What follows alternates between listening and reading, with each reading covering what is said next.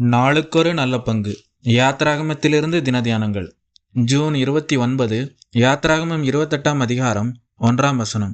Aaron பெற்ற கிருபையின் அழைப்பு. உன் சகோதரனாகிய ஆரோன் எனக்கு ஆசாரிய ஊழியம் செய்யும்படிக்கு நீ ஆரோனையும் அவனோடு கூட அவன் குமாரனாகிய நாதாப், அபியூ, எலெயாசர், இத்தமார் என்னும் ஆரோனின் குமாரரையும் இஸ்ரவேல் புத்திரரிலிருந்து பிரித்து உன்னிடத்தில் சேர்த்து கொள்வாயாக. தேவ கிருபையின் அற்புதமான தெரிந்தெடுப்பை ஆரோனின் அழைப்பில் காண்கிறோம். இந்நாள் வரை இஸ்ரவேல் மக்களை வழிநடத்தி வந்த மோசேயை தேவன் ஆசாரிய ஊழியத்திற்கு அழைக்கவில்லை. மாறாக மோசேயை காட்டிலும் பல விதங்களிலும் குறைந்த தகுதியை பெற்றிருந்த ஆரோனையே அழைத்தார். உண்மையில் 12 கோத்திரத்தாரில் லேவி கோத்திரமே நற்பெயருக்கு அல்ல அவப்பெயருக்கு அடையாளமாக திகழ்ந்தது. இவர்களின் மேல் சாபம் இருந்தது. நாமும் பாவிகளாக தேவனுடைய கோபத்திற்கு ஆளானவர்களாக அவப்பெயரை சம்பாதித்தவர்களாக இருந்தோம். ஆயினும் தேவன் நம்மையும் தம்முடைய கிருபையால் ஆசாரிய ஊழியர்களாயிருந்து தமக்கு பணி செய்யும்படி அழைத்திருக்கிறார். மேலும் குடும்பத்தில் மூத்தவன் ரூபனை அழைக்கவில்லை, துதி என்ற பொருளுடைய யூதாவை அழைக்கவில்லை, பிரியமான யோசேப்பை அழைக்கவில்லை, மாறாக லேவி கோத்திரத்தாரை அழைத்தார். தகுதியற்ற மனிதரிடத்தில் காட்டுகிற தெய்வீக கிருபையின் தயவே அன்றி வேறென்னவாக இதில் இருக்க முடியும்?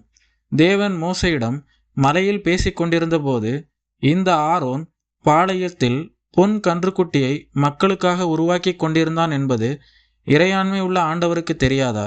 நிச்சயமாகவே தெரியும். தெரிந்தும் அழைத்தது புதிரல்லவா?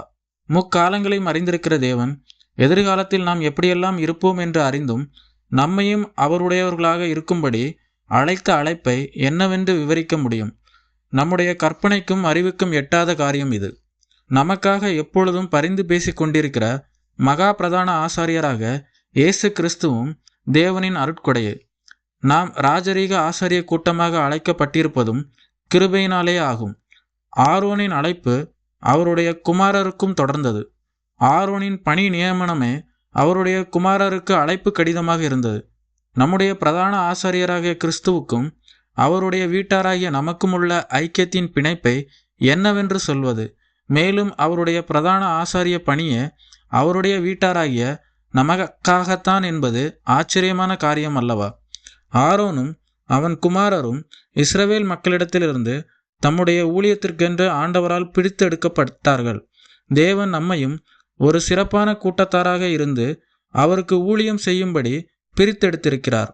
நாம் அழைக்கப்பட்டவர் மட்டுமின்றி பிரித்தெடுக்கப்பட்டவர்களாகவும் இருக்கிறோம்.